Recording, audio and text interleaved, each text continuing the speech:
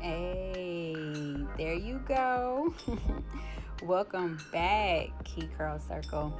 In this video, I'm going to detail how I got this voluminous wand curl look. These are more kind of like silky, bouncy type wand curls, all on my natural hair, no extensions.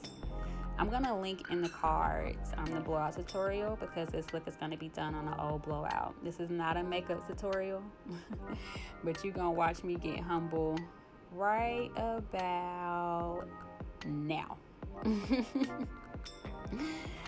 We're gonna start by prepping the hair with a workable hairspray. This one is by Sebastian. You can use any light hold hairspray because you don't want firm hold. And what this is gonna do is just help to create a little curl memory or enhance curl memory in the hair.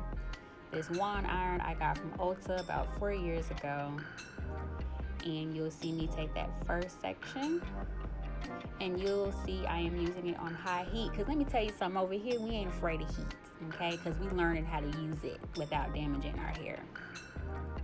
And what you see me doing here, holding the wand iron a little bit further away from my scalp, is strategy, because the look that I was going for, I wanted it a little bit more elongated around the nape of the neck so it could create a much fuller look. If you want it tighter, if you want really tight curls, you would hold it a little bit closer, and that's fine. And we're gonna compress the curl a little bit to give the hydrogen bonds in the hair a chance to cool down a little bit, so that way the curl will stay a little bit longer. And you're just gonna see me do the same thing with this next section of hair. And you want to make sure that you're wrapping strategically, not in a rush, because you want to make sure that the heat is going to hit every single strand of the hair. And the reason why you're holding it, hey girl, the reason why you're holding it is because you want to make sure that the heat has a chance to penetrate to the strands that are further on the outside. And that's also going to help you hold that curl a little bit better. Here is just me parting my hair. I often would hear clients say that they had a hard time creating clean sections. You'll see me when parting their hair. So here you'll just see me taking the comb and putting it directly on my scalp and just rocking it, letting the tail of the comb guide itself around the back of my head to create a clean part. It's not a perfect part, but it's a clean part. And this is a bone comb, unlike a regular rat tail comb. The bone comb is more of a styling comb because the teeth are a little bit wider. Why am I sticking my tongue out, girl? Ghetto. Look at me. I was listening to Ari Lennox, by the way. But yeah, a bone comb, because it has wider teeth, is more so for styling. So it won't comb the curls out of the hair. It'll kind of just shape them into place and break them up and loosen them up a little bit. So that's why a bone comb is going to be a lot better when you're styling your hair as opposed to a regular rat tail comb.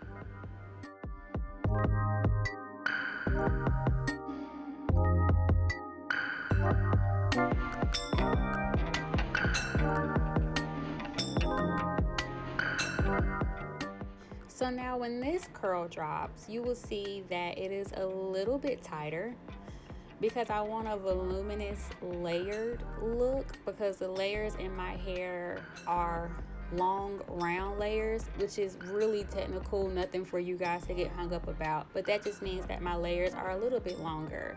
So I have to be strategic and strategize placement of curls and how I style my hair to get the look that I want without having a permanent shape of a haircut if I want to have a more layered look. So the further up I get on my head, the tighter, oh, I was snatching the cord. The tighter up I'm gonna hold the curl, or the tighter I'm going to wand the curl to the scalp of my hair.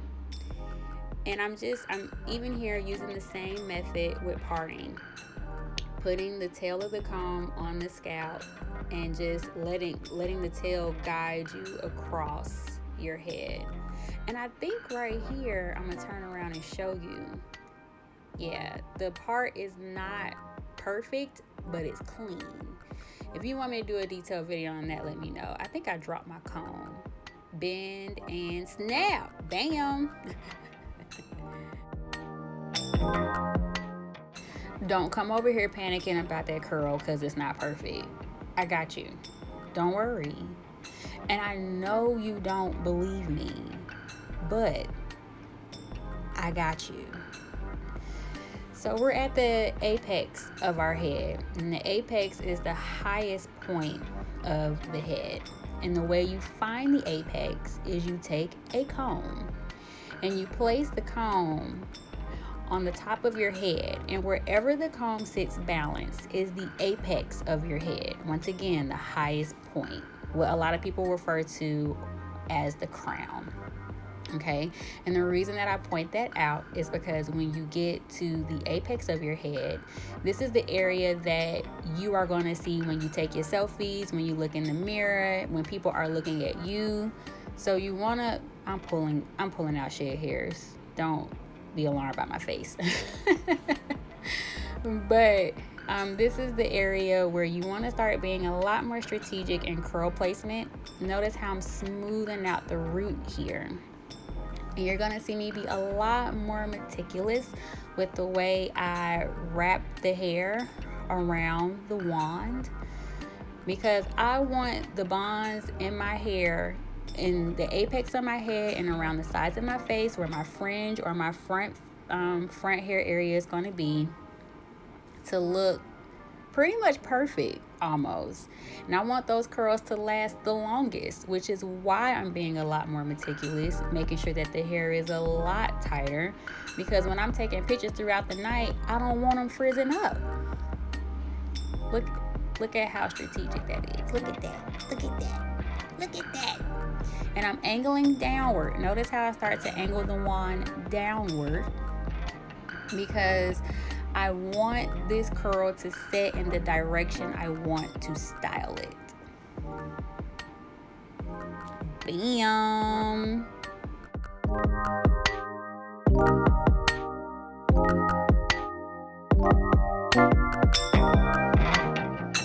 So I know you always hear people tell you when you get around your face, wrap your hair around the wand going away from your face. And here I'm wrapping it towards my face.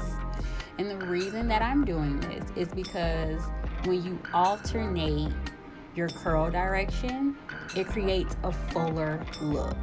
Now, when you start to wrap them all in one direction, it'll kind of make the curls look a little lopsided and more like a wave. I alternate.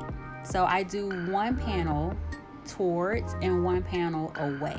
So that way it creates a fuller look, because I don't want all my curls like split down the middle going back. Like the Farrah Fawcett look is cool and I like it, it's beautiful, but that ain't what your girl is going for. So that is why I do that. And throughout you can spray hair. It says spray hair, girl. You can spray some of that workable hairspray and hold the curls up and spray them, okay? So that way you can spray the ends of the hair, not just the mid shaft to the root. And I'm curling it on a middle part, and there's a reason for that. Y'all will see soon.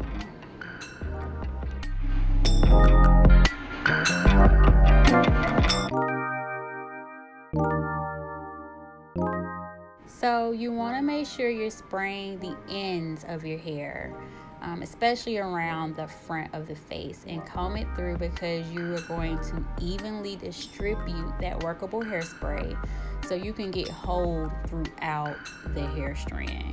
Combing product in your hair does distribute the product, okay? It does. The sections around the front of the face are going to be a little bit smaller, because the smaller the section of hair, the tighter and more precise the curl will be. The bigger the section of hair, the more chunky, wavy the curl will be, and it won't hold curl as long or as concise. It will hold curl, but not as perfectly. And you'll see this curl is a little bit tighter to the scalp.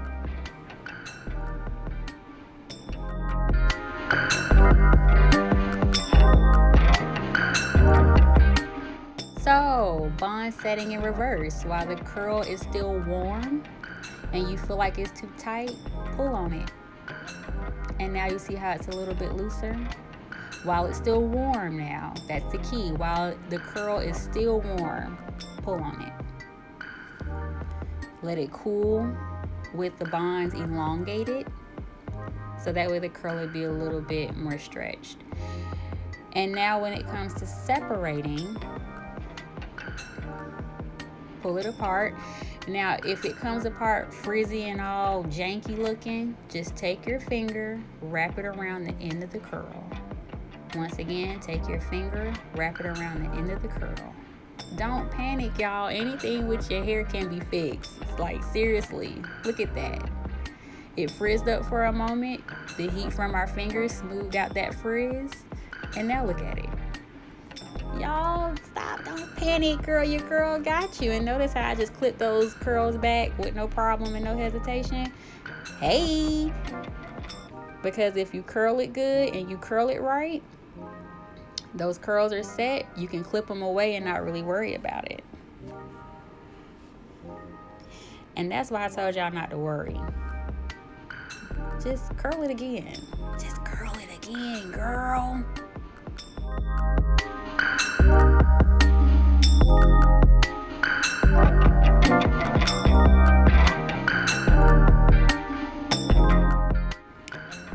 So once you are done curling your hair, you can hit it with some more hairspray, just a little bit, because it's workable hairspray. And that's why I emphasize workable hairspray, because it's not gonna firmly set the hair. It's just gonna put it in place, give it some hold and no crunch.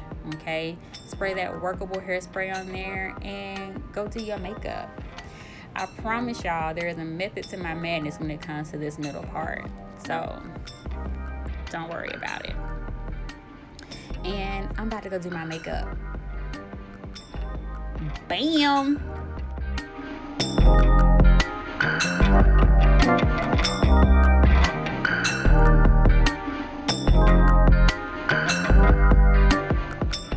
So just prepping for separation.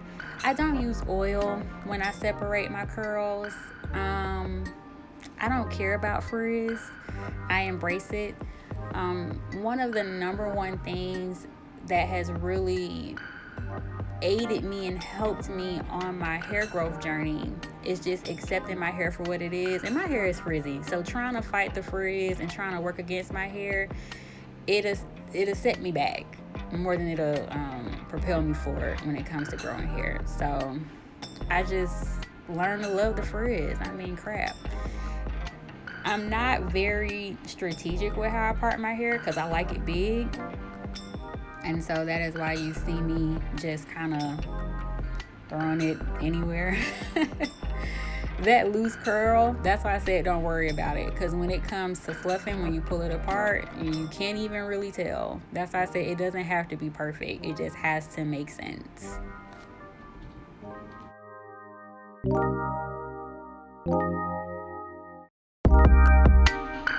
Now I know I ain't the only one that get excited about the way the light hit your bronzer. Ooh! Ooh, ooh. Yes! Just have you feeling all honey-kissed by the sun and whatnot. And you can smile as you separate your curls, you know, because you're going to see that look start to come together. And you see how it's starting to fill up here, and you'll see that I'm taking my hands and kind of zhuzhing them. And notice how I'm not afraid to separate my curls. That is why we are so strategic. Can we do a strategic word count? Or how you wrap your hair around the wand, because that curl is set. And when you go to separate it, you can zhuzh it up and fluff it up and it'll look good and it'll hold. So now I have the fluff side, and now I have the unfluffed side. Now if you want to leave an unfluffed, that's fine. That is completely aesthetic for me. If it pleases you to have a more perfect curl, then you're gonna keep it like how it is on the right. But for my wild girls, we gon' fluff it. Now on this side, I'm just trying like a lazy fluff, not separating, just kind of zhuzhing and pulling. And it did fill up a little bit, but it didn't give me the volume that I wanted. So you're gonna watch me go in and separate.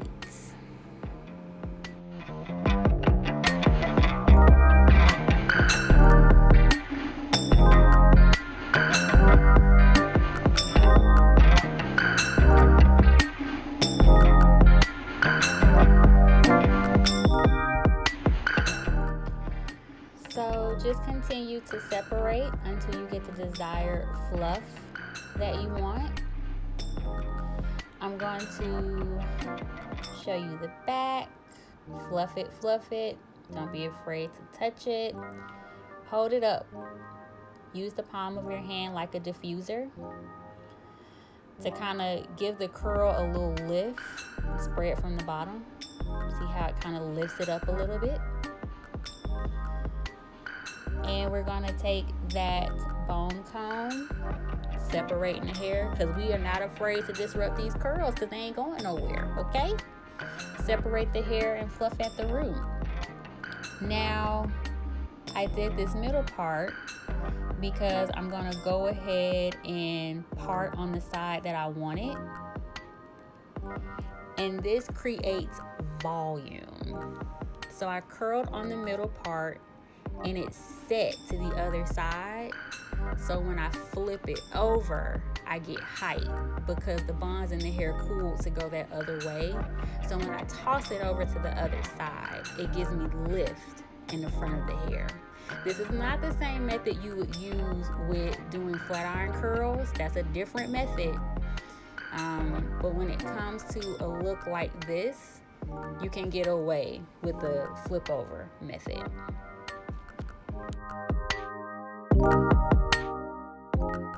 This is the completed look. On Instagram at Key Curls is where you'll find me.